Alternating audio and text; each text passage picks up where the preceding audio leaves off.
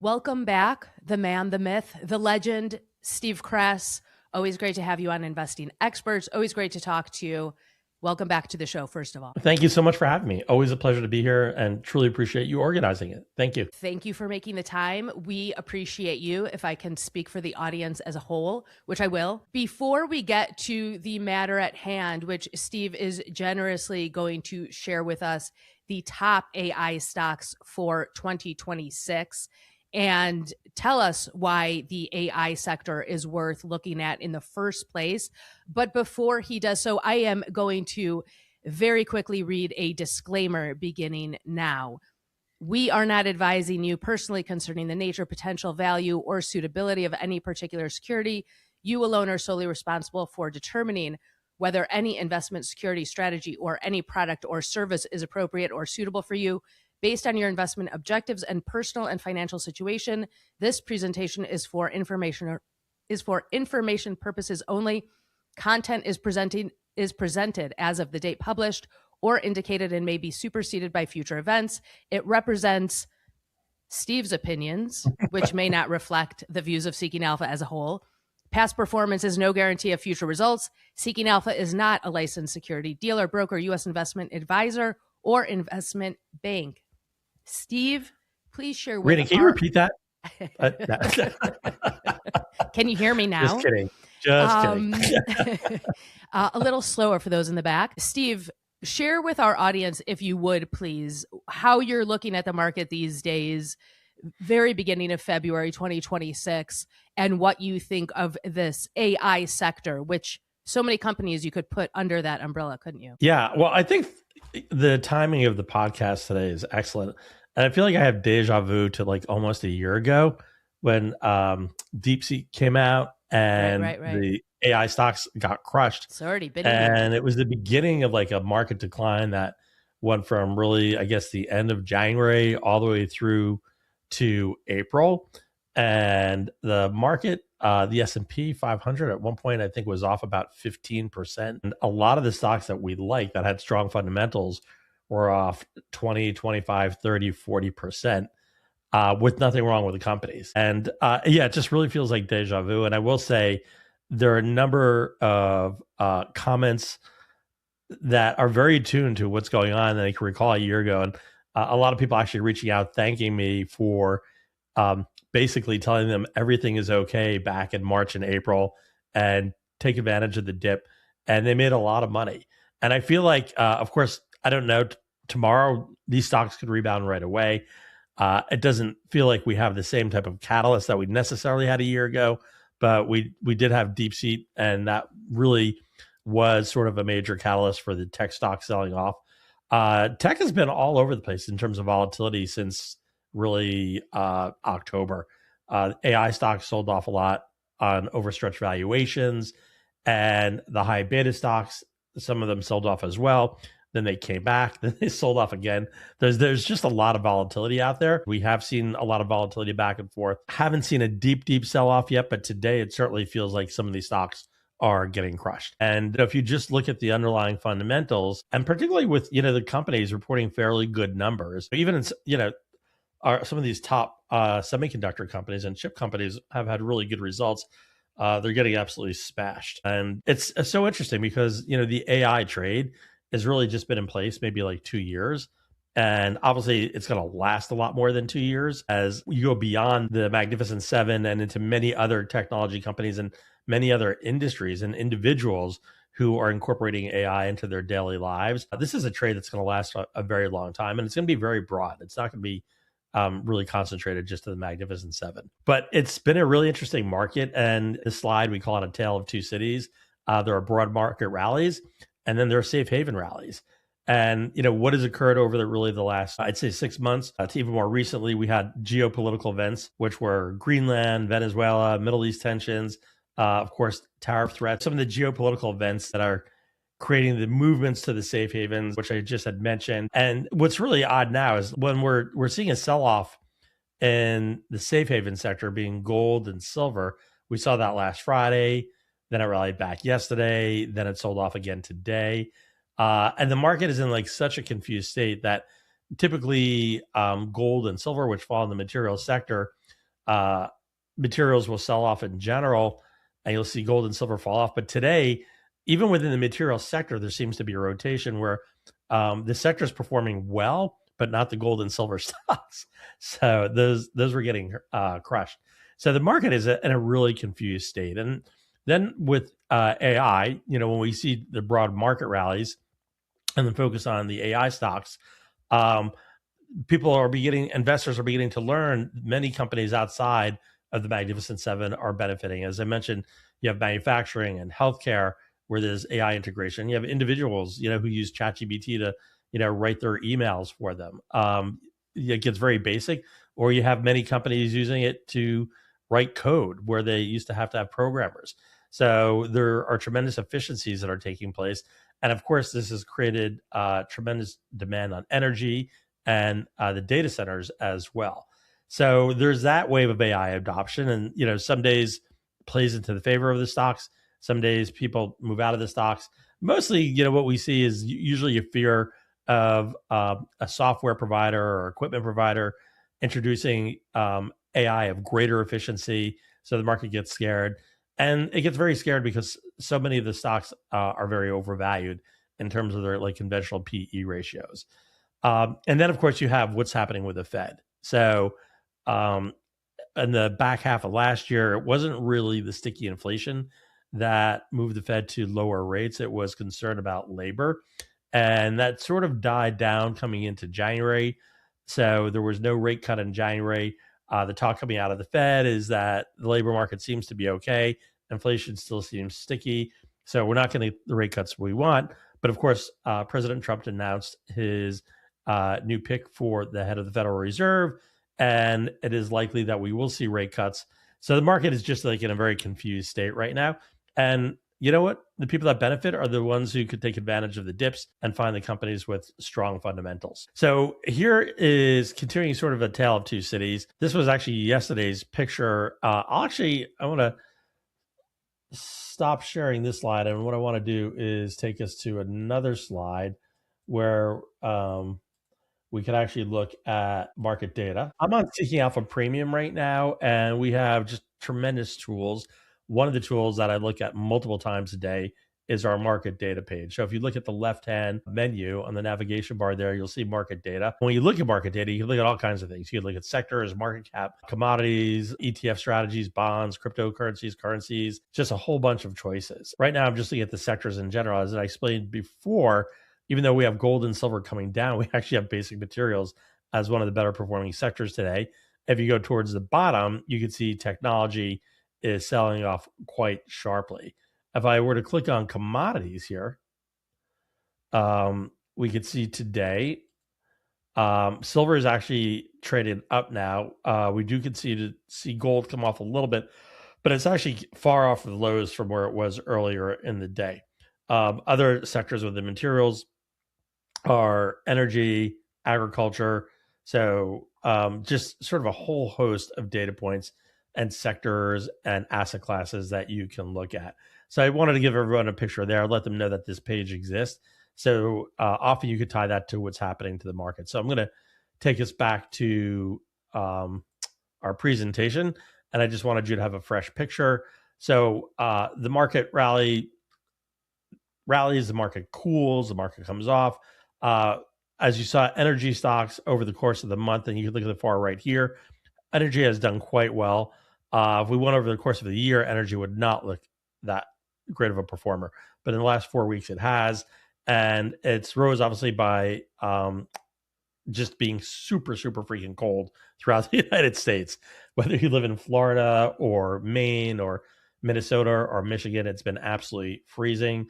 I think Greenland has actually been recording some of the coldest temperatures that they've ever had. So it's just cold all over the place. So we've seen a really big pickup in energy. Noticeably, consumer staples is the second best performing sector on the month for the last 4 weeks, I should say. And that's after lagging for the entire of 2025. It's actually having the best January in over a decade. And again, investors are sort of using this as a safe haven and a defensive sector to move into. Consumer confidence hit its lowest level since 2014. So again, a lot of mixed data points coming out. And then starting last Friday, as I mentioned, we had a huge sell-off in gold and silver as President Trump announced that, the new Fed chair rallied back on Monday, then sold off again today, but it's coming back from the lows on the day. So where are we with AI and all of this? Because that's what I want to focus on today. I think there's just a tremendous opportunity. And I'm going to flip to another page. I'm going to go off the presentation. And the whole presentation today is focused on our top 10 AI stocks. And I'm going to give you a peek of that right now. So I'm going to share this tab instead. And you can see these top 10 stocks on average today are down almost 6%. And I'm actually loving this because it's just a great opportunity. These stocks have wonderful fundamentals. They have tremendous growth compared to the S&P 500. They have tremendous growth compared to the Mag 7 stocks. But you can see the majority of them are getting crushed today. You have AppLovin, Credo, you have Micron Technology, you have Hut, you have Celestica, just absolutely getting hammered. Most of these are really big market cap stocks as well that are coming off. But if you look to the far right, this is actually an earnings page in our portfolio tool. And you could see, I'm going to sort of sort it by the companies and their most recent earnings announcements. And you can see every one of these stocks, okay, going back from November to February 3rd, every single one of them beat expectations in terms of their earnings per share, and pretty handedly as well. I mean, these are some huge beats. Light came in at 26 cent surprise to the upside. Celestica came in at a 13-cent surprise to the upside. Even General Motors, and I don't think anybody expected that came in at a 24-cent surprise to the upside, and that is one of our AI stocks. Point being, you can look at all 10 of these companies and their recent earnings, and they're absolutely crushing it. Only one company missed at the top line, that was GM, and it's minuscule. It's like $740 million, which is nothing for $1 billion revenue generator. So earnings look good, fundamentals look good, but the stocks are getting hammered. To me, whenever I see strong fundamentals, especially quarter after quarter, I know these are stocks that I want to buy on the dip. You've answered this question I know that you've answered this question in various forms many times, but because of these, big slides, what would you say about the change in quant ratings? And also because these are picks for the year, what happens when these buys become holds, and do they become sells, and what happens then, and what does that mean, and how long is the holding, and what would you say to those questions? So I'd say a hold means hold. It doesn't mean sell. So if you have a stock that goes from a strong buyer buy to hold, I would not be selling it, especially right when it happens.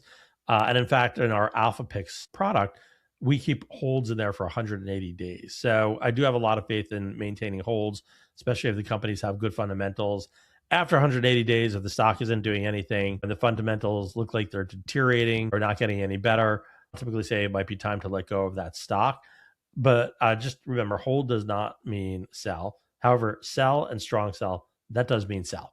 So something has happened, the factors have changed, the valuation is either crazy expensive, the growth might be dropping, profitability might be getting weaker, momentum and analyst revisions could be getting marked down. And that's typically what will generate sells. So when you do see sell, that is the time to sell. And again, it's data driven. It's not like an opinion necessarily on what management is saying or an analyst is saying. It's the fundamentals of the company changing compared to its sector, and it's becoming weaker. And that is your signal to get out when you see that sell or strong sell. So hopefully that and we do get that question. So I thank you for asking that. But in AI, this does not look like a sector you should sell. This is a snapshot of the rapid adoption in this that we're seeing in this business. So the global AI market is expected to hit $3 trillion by 2033. And of course, it's being fueled currently by big tech investments and booming data center demand. But we're also seeing this broaden out to many other sectors, whether it's healthcare or legal or manufacturing. AI is taking place all over. So there is just a tremendous amount of CapEx, not only from the Mag 7 stocks, but from the broader market as a whole, and companies, as I should say, as a whole. And on the right here, you can see a chart that shows artificial intelligence market by size and its anticipated growth from a combination of services, software, and hardware. And you can see in all the categories, it's really growing. So we look at where we are now, sort of at the 2026 level. We could see it at 539 billion, and just by 2033, it's growing to over $3 trillion in terms of the market size. So it's absolutely tremendous. And like, to put it in a perspective, if you think about ChatGPT, right now ChatGPT has over 1 billion monthly active users. If you look 2 years ago, it was only 200 million years ago. And if you went back 3 years ago, it wasn't even existing, really, for that matter. So the level of adoption has just been absolutely tremendous. Coming over to our next slide, you can see there are a number of ETFs. Here we highlight one ETF in particular, the Global X Artificial Intelligence and Technology ETF, looking at it compared to the S&P 500. And you can see the return is almost double. And you're going to have periods like today where, based on valuation fears or based on news and sentiment, the stocks have come off dramatically, far more than the S&P 500. But based on the previous chart that I showed you, that growth rate is far, far superior to the rest of the S&P 500 in terms of the size that these companies will be growing. So I think it's a bare minimum could be great to add an ETF that's focused in artificial intelligence to your portfolio. But if you want to take a more active role, we have stocks that we're going to be highlighting as well. And this was yesterday. So this was from the Wall Street Journal. I thought it just sort of made an interesting picture. Sometimes it's worth 1,000 words. And as you can see, there are new worries about the threat posed to AI tools and software companies that sparked the slump yesterday in the technology shares. And it really intensified. The NASDAQ at one point was down about 2%. I think it finished down more than 1.5%. And of course, today it's off pretty significantly as well.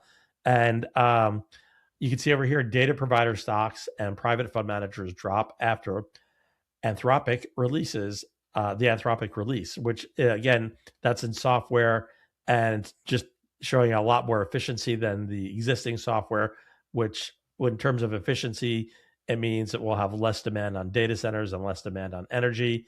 So same thing that we saw a year ago on one company, DeepSeek, it threw the NASDAQ and AI stocks into a panic, but it was pretty short-lived. It was about 2 months, but it just presented an incredible buying opportunity at that time. So why do we use quant?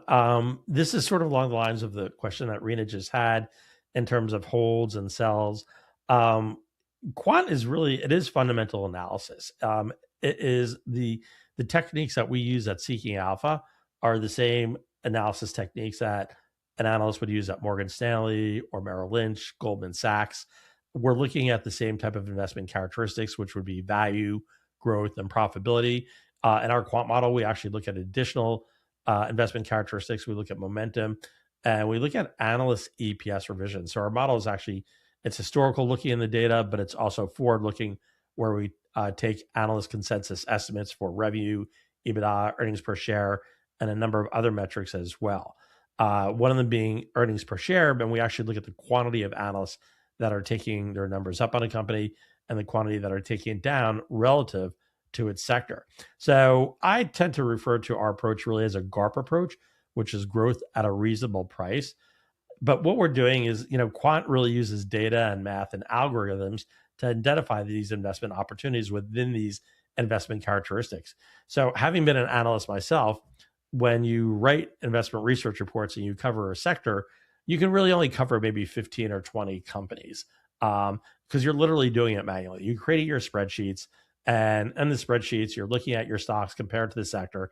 Then you have to take the time and effort to write investment research reports. So if you cover about 20 stocks, maybe you could get 2 solid reports out a month and maybe sort of a monthly to update and maintain information on other stocks.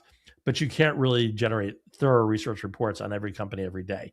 And what's amazing about quant is we're marrying these investment characteristics with the power of computer processing.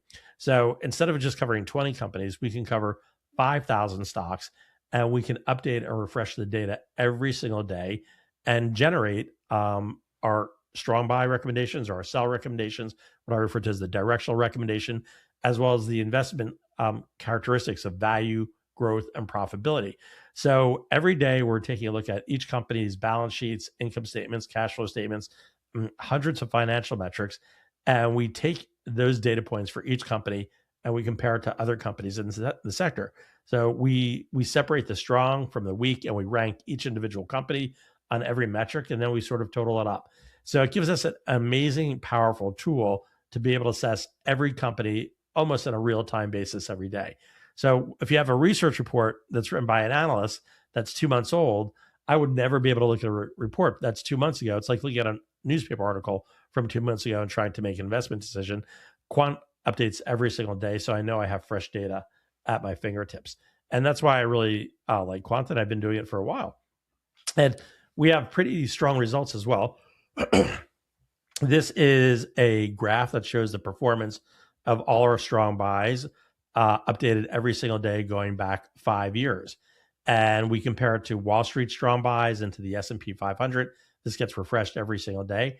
And you can see going back 5 years, the performance for the quant strong buys is up 203% compared to Wall Street analyst strong buys up only 17%.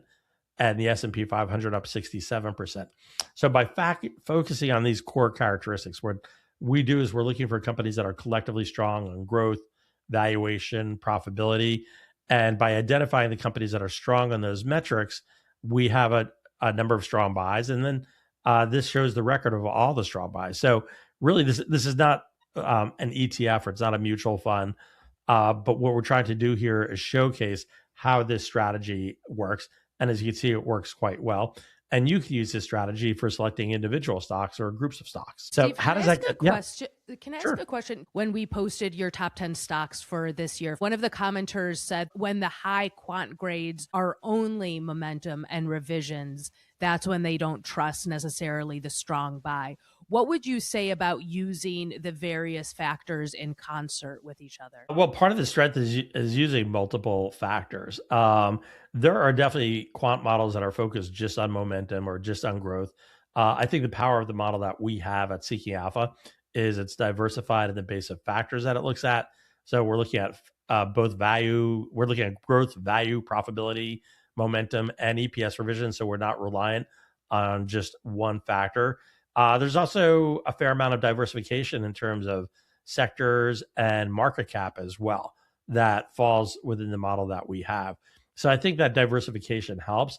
If I saw like every grade was an F and momentum was an A+, I would agree with that person. Like I would avoid a stock that was just strong on that only one factor. So the beauty of our system is we're looking for companies that are collectively strong across a number of factors. So I'm going to get into our top 10 AI stocks and how I pick them. I am not an AI expert, so I want to start by saying that right in the beginning, but I am relying on AI experts to pick these stocks. So what we have done is we've gone to the 4 largest AI robotic ETFs, and we've uploaded the ticker symbols from those ETFs into our Seeking Alpha quant system. So I'm letting professional managers vet the process who can ensure that the companies that are within our ETF basket are aligned with an AI theme. And I feel very comfortable by using the 4 largest ETFs that focus on that. So we then run those companies through the Seeking Alpha quant system, where we look for companies that are collectively strong on the factors that I mentioned. And that is how we pick the strongest AI stocks. And I think often you'll find that the stocks that we're focusing on are very different. If you go into those ETFs, you'll see the top 10 stocks in those ETFs are typically very different than what we're recommending as a strong buy. But it's great that we have the universe of stocks that have been vetted by them to select AI stocks that are AI stocks. So when we use our process to select our top 10 AI stocks, we are seeing tremendous growth in the ones that we're selecting. So by comparison, if you look at forward revenue growth estimates, and as I mentioned earlier, when we look at forward growth estimates, we're taking consensus, Wall Street consensus estimates from usually revenues and earnings, and that's exactly what we're showing here. So our top 10 AI stocks have a forward revenue growth rate on average of 38% and a forward earnings per share growth rate of 99%. And when you compare that to the S&P 500, the S&P 500 only has a revenue growth rate of 6% and an EPS growth rate of 10.6%. So the growth rate for these top 10 AI stocks completely crushes the S&P 500, but it also crushes the Mag 7 stocks. The Mag 7 stocks on average have a 17% revenue growth rate and a 20% EPS growth rate. So the stocks that we have selected are far, far stronger in terms of both their top and bottom line earnings. So I'm going to go through the picks actually fairly quickly, and then I'll show a slide that shows all of them together, so people will be able to monitor that. And this is obviously recorded, so they get it pause when they get to those pages. But our first pick is Lumentum Holdings, ticker symbol LITE. You're going to see a common thread. These are mostly in the IT sector. There's a variation of industries, but there are a couple of stocks that actually are not in IT, and I will highlight this. Lumentum Holdings is in the IT sector, and within communications equipment, it ranks 1 out of 38. The stock is up 402% in the last year, but I will highlight, if you look at the valuation, it is a little bit more expensive. If you look on the far right side, at a D plus grade. Now, these are all sector relative. So this means where's the valuation or growth or profitability compared to the sector? It is a little bit expensive compared to the sector, definitely a bit more expensive than it was 6 months ago, but the growth is an A plus on this stock. So it is growing far faster than the rest of the sector. If you look at the long-term growth rate, a 3 to 5 year CAGR, it is at 61% compared to the sector at only 16%. And its forward operating cash flow growth is 203% versus the sector at a mere 14%. Now, even though the valuation grade is a D plus, we have a number of different valuation metrics that we look at. One of my favorite is PEG, and the PEG at this is at 1.1 times. So it actually puts it at a 30% discount to the sector on PEG.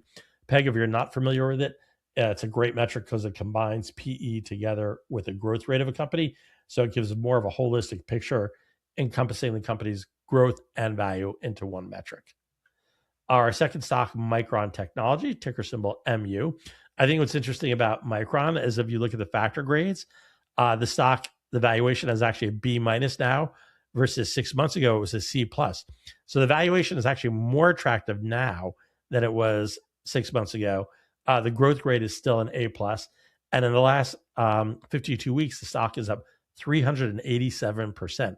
So despite that incredible rise in the stock, the valuation is actually better now than it was 6 months ago. If you're not familiar with Micron Technology, they are a global leading producer of memory and storage solutions, specializing in DRAM and NAND. So a lot of people are very familiar with this stock, and it was a stock that was in our top 10 as well for 2026. In terms of the company's growth rate, the long-term CAGR for 3 to 5 years out is at 51%, again, compared to the sector at just 16%.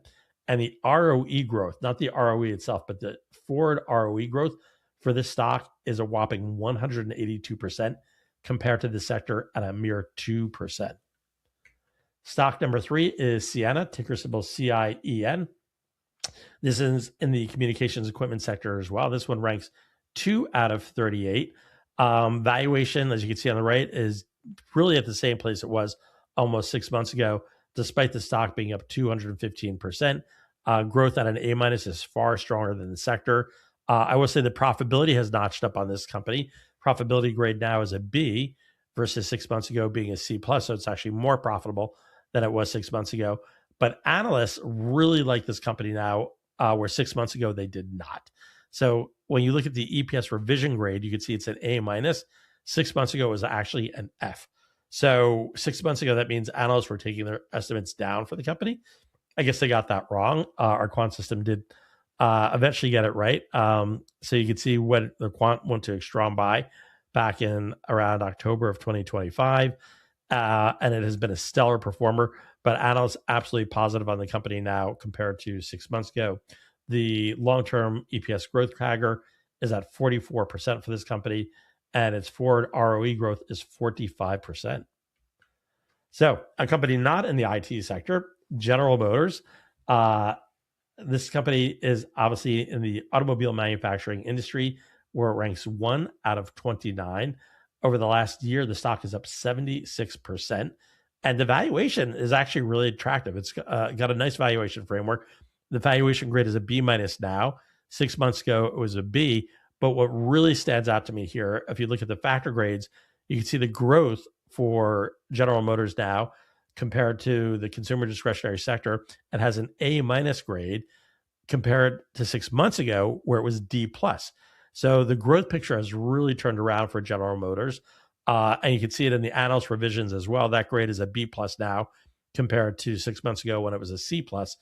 So General Motors, using a lot of AI, mostly to enhance their in-vehicle connectivity and their hands-free driving, which we're seeing with more and more automotive companies. But General Motors really sort of leading the way there, and it's been very helpful for the company. Stock number 5, another semiconductor company, is Taiwan Semiconductor Manufacturing. This ranks number 2 out of 69 in the industry. This stock is up 71% in the last year. The valuation, pretty much the same, D plus from a C, hasn't really changed that much, but the company basically straight A's across growth, profitability, momentum, and revisions. Long-term growth rate is 30%. EBITDA margin is 69% versus the sector at just 11%. And if we look at that PEG ratio, despite the valuation grade being a D plus, on a PEG basis is a 51% discount to the sector. So very, very attractive from a PEG valuation. Stock number 6 is Hut 8 Corp, ticker symbol HUT. This is one of the smaller companies, but still large at $6 billion. This is an application software. Stock ranks number 1 out of 176. The stock is up 160% in the last 52 weeks. But despite that, you can see the valuation is actually far more attractive now than it was 6 months ago. So it's got a B minus now versus 6 months ago at a D. The growth has slowed up a little bit, but what has picked up a lot is the profitability. So you can see the profitability grade is an A plus, where 6 months ago it was a D minus. So some of that growth now moving into the profitability, which is always nice to see.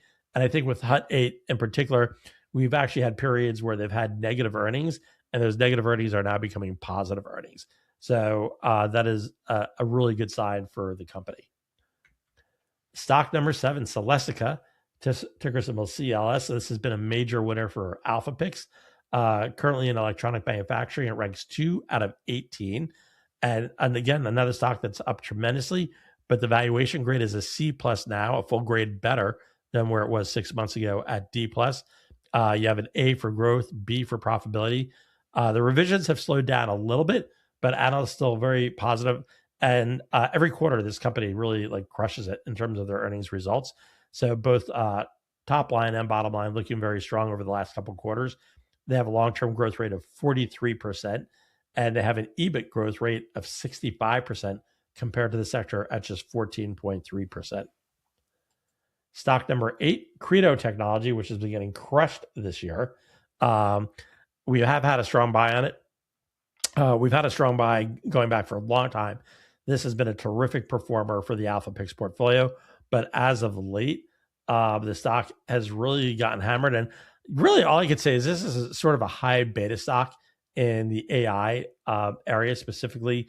This company is a developer of specialized microchips, which power connectivity for AI infrastructure, cloud computing, and hyperscale networks. So it's very much a high beta company. And it tends, when the market comes off for AI stocks, it comes off harder and faster. But when the market looks good for AI stocks, it outperforms all others.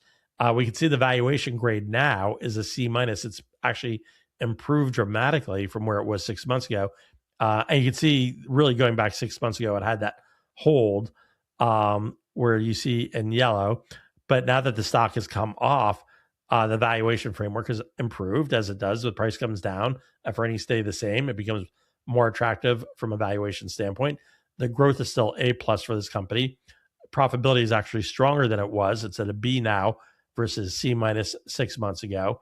And analyst revisions have improved to an A plus. So this is a stock I think people should really take advantage of on the dip here. Steve, we had Hanging by a Thread asked a question on the webinar replay that we posted about Credo. He's asking about the insider selling specifically from the CEO. What would you say to that? I'd say more often than not. One I could say, actually, we have back tested insider trading, and the C plus suite selling off shares, it is not an indicator of what happens with the stock. And I think investors have to know, for individuals that work at a company and receive stock, it's a form of compensation. It's not necessarily an investment that they're making. They get shares of a company as part of their pay package.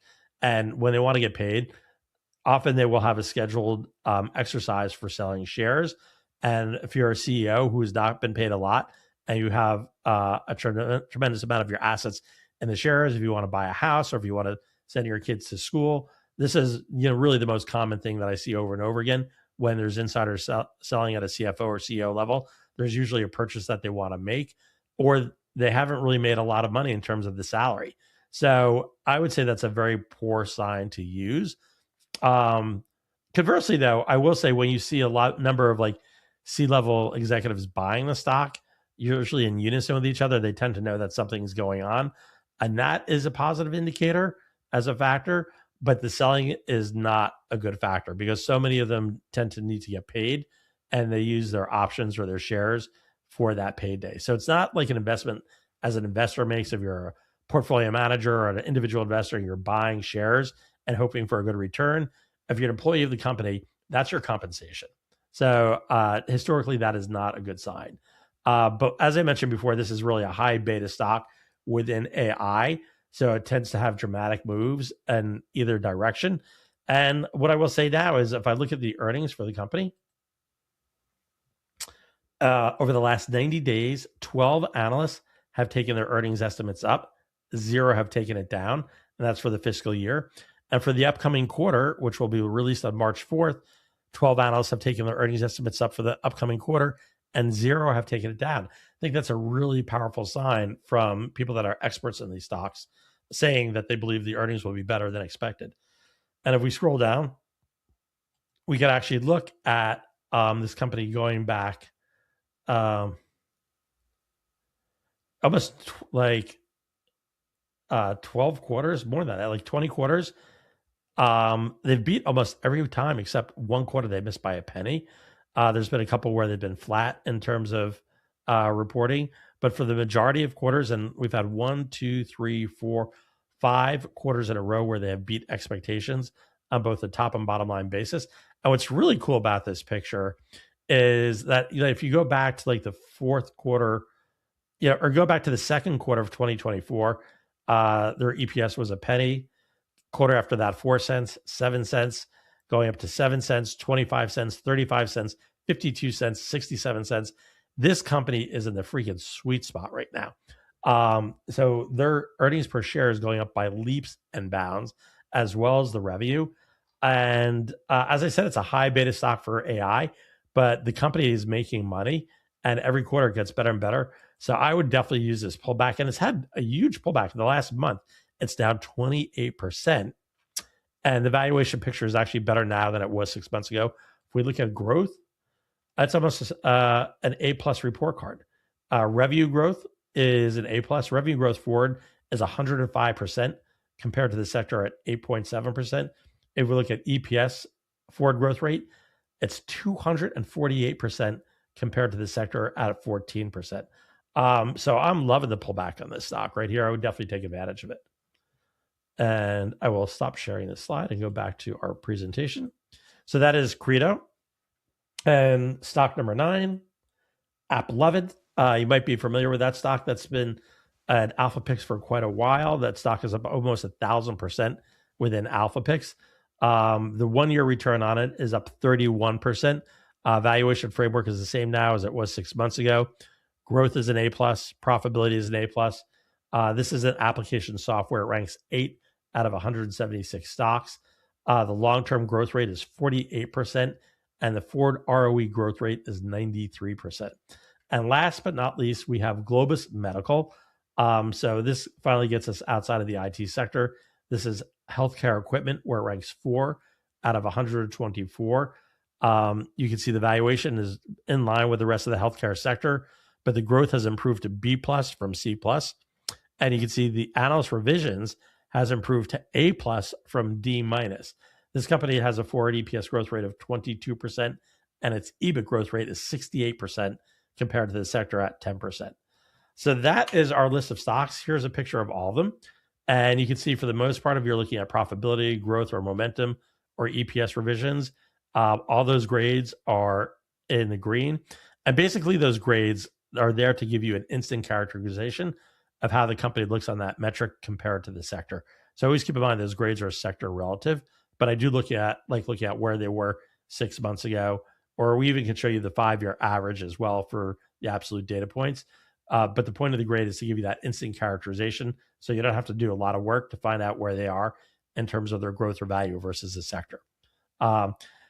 Rita, let me open it up to questions. I appreciate that. First of all, really appreciate the context. We love context here. First of all, what is your personal disclosure here, if you would care to share? Yeah, no, actually, like last year, I bought the top stocks about 2 weeks after I announced them. Like, I don't really want to be front running or accused of it, so I usually wait. We announced our top stocks for January 26th. I think it was around January 6th or something like that, but I actually haven't bought them yet. So I need to get on that. Because I thought you were waiting a couple weeks last time we talked. I thought that I do usually wait a couple weeks, and I'm glad I did because the market's getting rocked here. So and you know, early January the stocks did really well, so I would have been chasing them right away. And I'm kind of glad I waited because like I said, it's deja vu. It's like last year the stocks started to fall off sharply at the end of January and beginning of February, and we're finding the same thing. So this is the point for me to buy these stocks. You love to buy the dip. And I do love anyone else to do so. Yeah. And the other thing I would ask, we have Alphabet reporting after the close today. We have Amazon reporting tomorrow. I know that they weren't part of the list today, but anything that you would offer that you're picking up from earnings? We've seen some major players in the tech space report. And or if you don't have anything to say about that, anything else that you would add about these picks and keeping your wits about you as they slide? I'd say in terms of the companies reporting earnings or any of the companies in the S&P 500 or technology, I really like the list of stocks that I showed you here today, mostly because like the EPS growth rate on average for these stocks is 99%. That is huge. And the top line was, let me go back to that slide. Yeah, top line growth is 38%. EPS growth rate is 99%. You're not seeing that at the Mag 7 stocks. Usually gain all the attention when they report because people like to say it's an indicator of how the market's going to do going forward. We've seen Nvidia do well. We've seen a couple of the other companies do well. I think is it Amazon or Alphabet that reports today? Alphabet reports today after the close, and Amazon reports tomorrow, Thursday. All right, let's see what we're saying here. So currently we have a hold on Alphabet. Hold does not mean sell. And we can see why. It's because the valuation is an F. If I click on valuation for Google, you can see it is a lot of red. That is not a good report card. The one area where the valuation is fair would be the PEG ratio, which combines PE with the growth rate. That's a C minus at 0.97. It's still a premium to the rest of the sector. So yeah, the stocks that I showed you today have a much better valuation framework than we see on Google. And if we look at the growth, we're seeing pretty good growth, but like EPS forward growth rate is 24%. Compared to that basket of 10 stocks that I showed you, it has that 99% growth rate. So the growth for those stocks overall, far higher. The forward revenue growth rate is 14% for Google. And as I showed you for the basket of stocks at 38%. So if I'm looking at technology, I can find stocks that have much better top and bottom line growth. Much appreciated. Thank you for taking that extra time. Steve, how can people find more from you more of the time? Any way to do that? So perfect segue. I just happened to end up on Beyond AI stocks as you were saying that. Obviously, I produce quite a few articles, so I'd say definitely follow the articles. But if you don't want to just rely on like the top 10 picks for the beginning of the year, I have two products that I created. One is Alpha Picks, and the other is PQP. Alpha Picks, if you join Alpha Picks, it's a separate product than Premium. Alpha Picks runs about $499 for the year. And what we do is we send you our top 2 quant strong buys every month. So you're not getting a lot of ideas thrown at you, but you are getting our best ideas twice a month. Typically on any given month, there might be 2 to 3 trades. So that third trade could be a stock that we're selling out of the portfolio.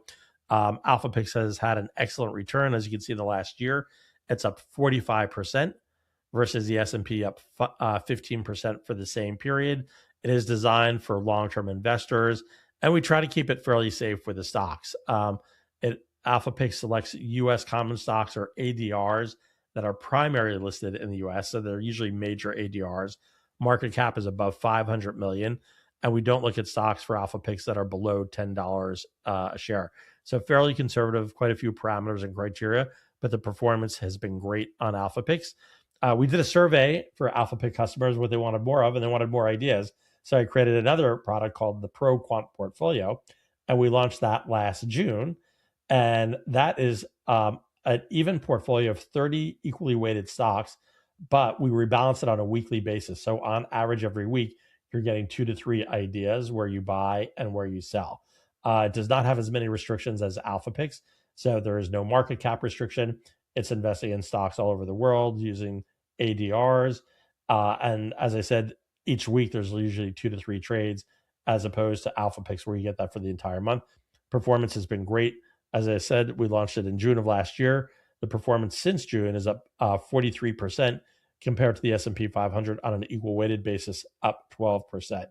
And if I were to show you some of the numbers, if we went to AlphaPix, then I will show you that actually. Let's see if we go to AlphaPix, and I'm going to share this tab instead. And we look at performance. And I'll show you the returns on some of the top stocks there.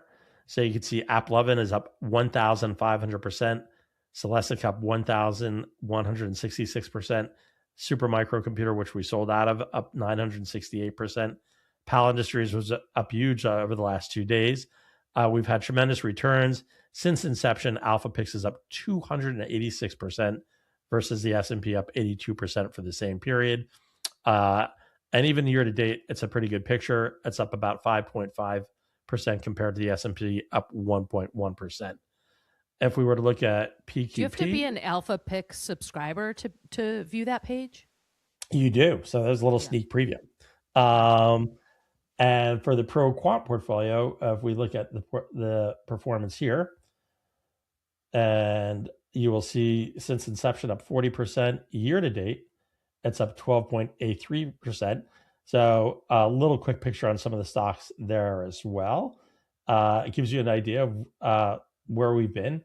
And hopefully those will be of interest. So if you don't want to get articles that are just for our top 10 stocks for 2026 or our top AI stocks, that's a more consistent way to approach it. And really that wealth creation comes from being a disciplined investor. So regardless of what's happening in the market, whether it's rallying or there's a major correction, buying month in and month out creates tremendous wealth over time. And that's really the way to take advantage of the stock market and have it work to your benefit. Steve, always appreciate talking to you. I know our audience always appreciates your picks and your insights that go along with them. So thank you for taking the time. Thanks for sharing so much with us. And thanks for giving us so many opportunities to make a profit and to find that alpha that we're all seeking. My pleasure. Have a great day, and thank you for your time today.